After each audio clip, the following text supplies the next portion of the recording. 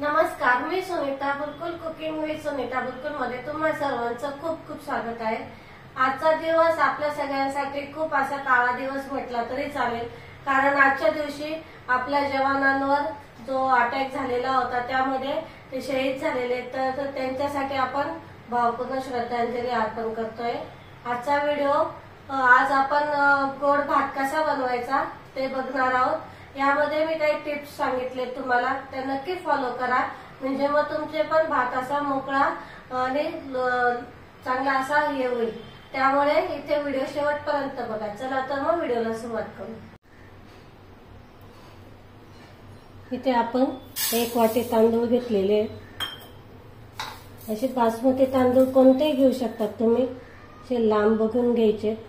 जुने भेटले तर चांगलेच आहे, त्याचा भात खूप छान होतो।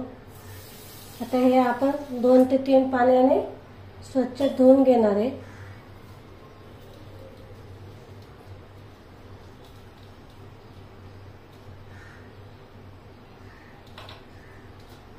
याच्यातलं जे असं पांढरं पाणी जोपर्यंत निघत नाही, स्वच्छ नितळ पाणी येत नाही, तोपर्यंत आपण हे छान धुवून घ्यायचे।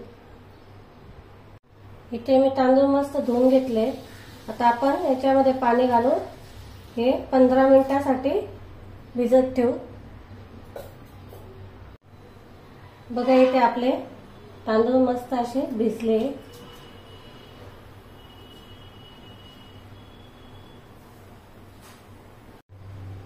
आपण एका पॅन मध्ये पाणी गरम करायला ठेवते मी।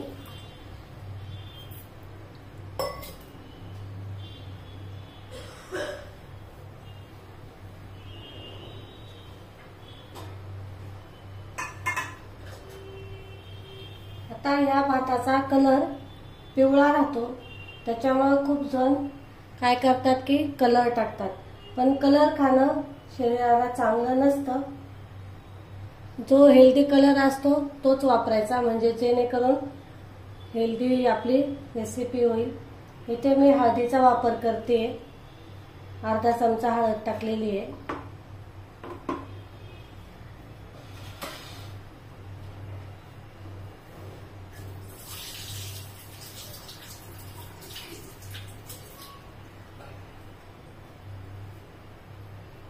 आता आपल्याला या पाण्याला उकळी येऊ द्यायची पूर्ण।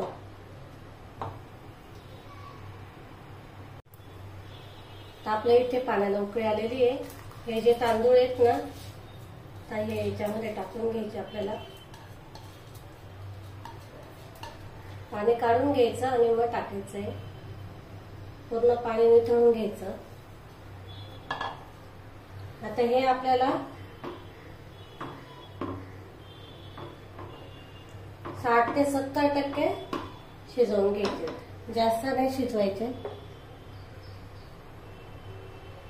इथे आपला भात तयार झालेला आहे, फक्त 70 ते 75%च मी शिजवलेला आहे। बघा, जास्त नाही शिजवायचं आपल्याला। आता याच्यातलं पाणी काढून घेऊ आपण।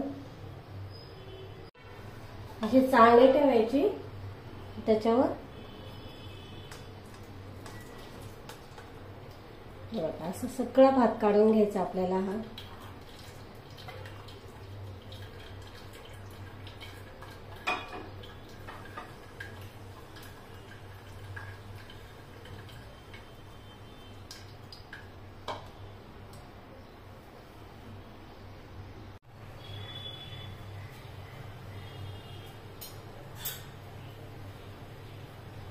इथे आपण एक कढई ठेवलेली आहे। आता त्याच्यामध्ये आपण तूप घालतोय। मी ते 2 चमचे तूप घातलेले। नेहमी लक्षात ठेवा की ज्या वेळेस तुम्हाला गोड भात बनवायचा असेल त्यावेळेस तो तेलाचा वापर नाही करायचा, तुपाचाच वापर करायचा आपल्याला। आता याच्यामध्ये आपण काही खडे मसाले घालतोय।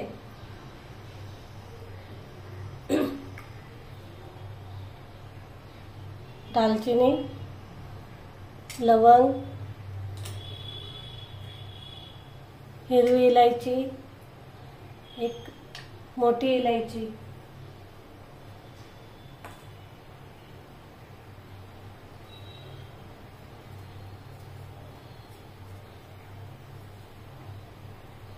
किशमिश,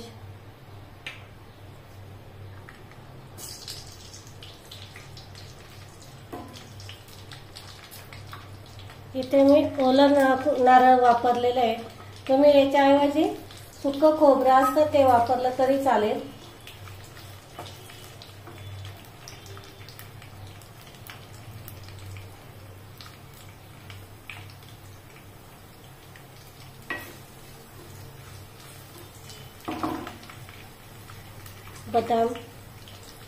बदामाचे मी असे काप करून घेतलेले, ते मध्ये 2 काप केलेले ते एका बदामाचे.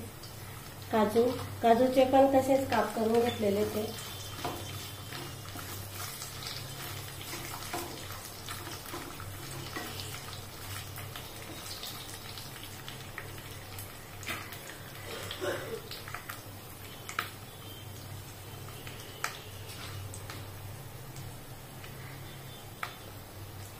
त्याच्यामध्ये आपण दूध घालतोय.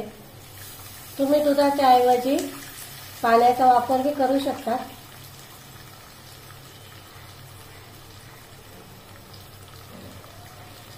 पण दुधाची चव छान लागते या भाताला, म्हणून इथे मी दूध वापरते. त्याचबरोबर साखरेचं प्रमाण तुम्ही तुमच्या आवडीनुसार घ्या. कितपत तुम्हाला गोड पाहिजे त्यानुसार घ्यायचं.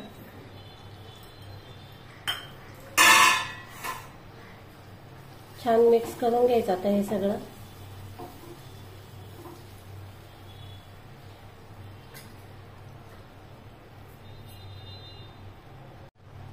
म्हणजे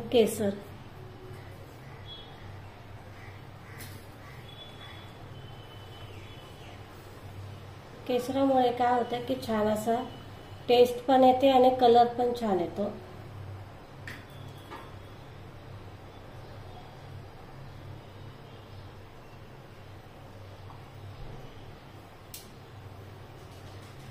याच्यामध्ये आता आपण हे जे तांदूळ आहेत ना, भात केलेला, हा घालतोय.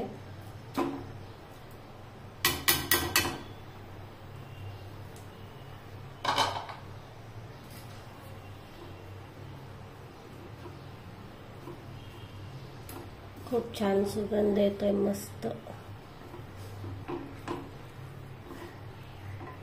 आता याच्यावर आपल्याला झाकण ठेवून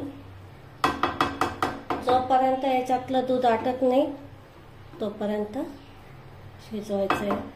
स्लो गॅसवर करायची ही प्रोसेस. ते झाकण ठेवून बघा, इथे आपला भात रेडी आहे. बघू शकतात, मस्त असा मोकळा मोकळा झालेला आहे. हे बघा, एक एक दाणा असा मोकळा झालेला आहे,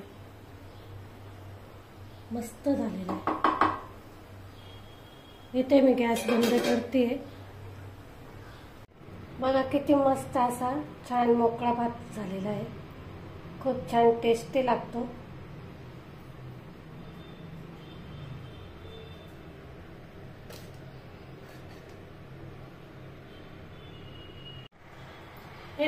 इथे आपण मस्त असा मोकळा भात बनवून तयार केलेला आहे. इथे काही मी टिप्स सांगितल्या आहेत, तर त्या तुम्ही शेवटपर्यंत बघा व्हिडिओ, म्हणजे मग तुमचे पण मोकळा असा भात तयार होईल. आपण इथे कलर न वापरता याला येलो कलर दिलेला आहे, म्हणजे आपला ओरिजिनल जो कलर असतो.